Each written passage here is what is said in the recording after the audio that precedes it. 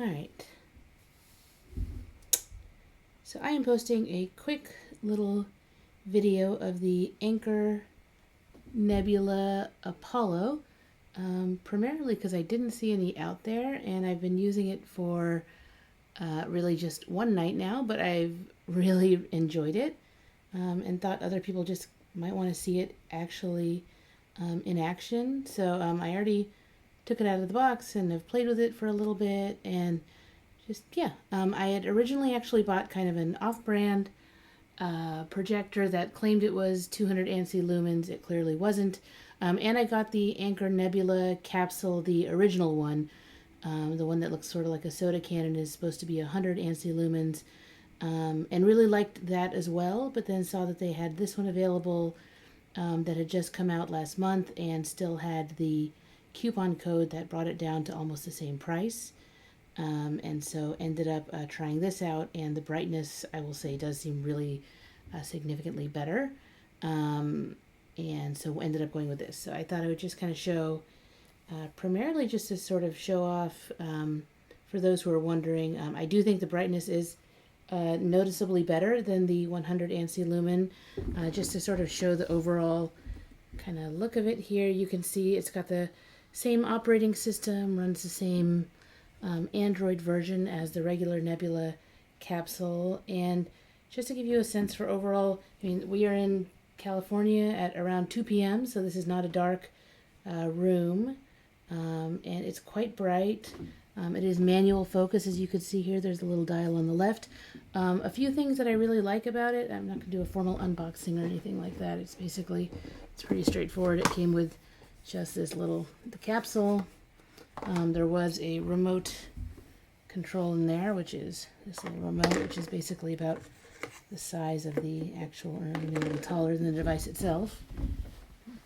And then, the power adapter, which I'll actually talk about a little bit. So, a few things that I like about this as compared to the original Nebula. One, obviously, the brightness, which I've spoken to.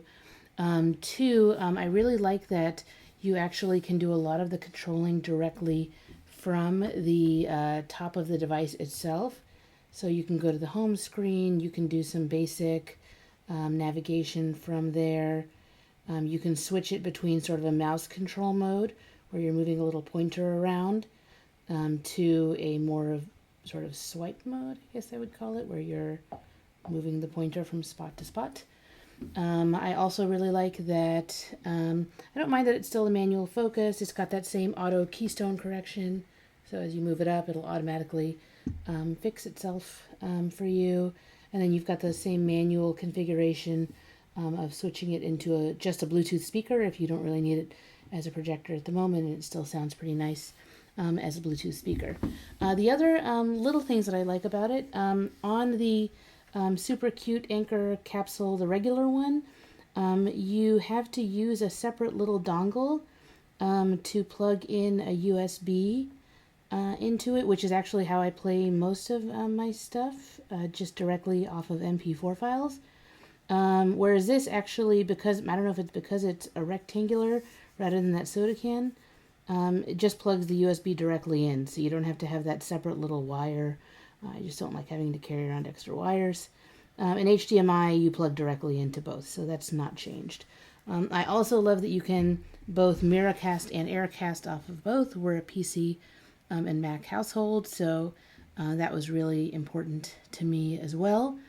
As far as downsides to this one, I think its base cost is more. I think its base cost without the discount is $80 more. With the discount that they're running right now, makes it only $30 more. So for me, that was a no-brainer for getting twice the ANSI lumens. And then the other thing, again, as somebody who doesn't like to have to carry around separate things, the original Nebula Capsule charged off of micro USB.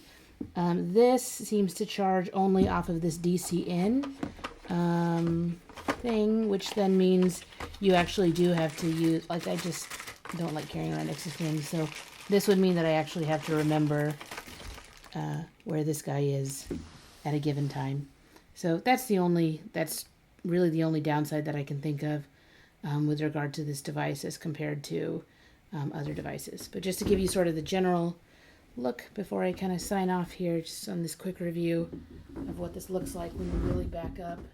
You can tell I'm not set up for any sort of a fancy review here. It's my first actual YouTube review, but as I back up and kind of color correct, this is not any sort of a, I think it's what, like 480 for resolution. You can look on Amazon for all that stuff, but you know, it's not 1080p or anything like that, but it looks pretty great. And I was looking at it, I was casting for PowerPoint, and it has presenter view whenever you do all that, so it's definitely going to meet my needs. And I mean, the form factor is just super cute, super cute.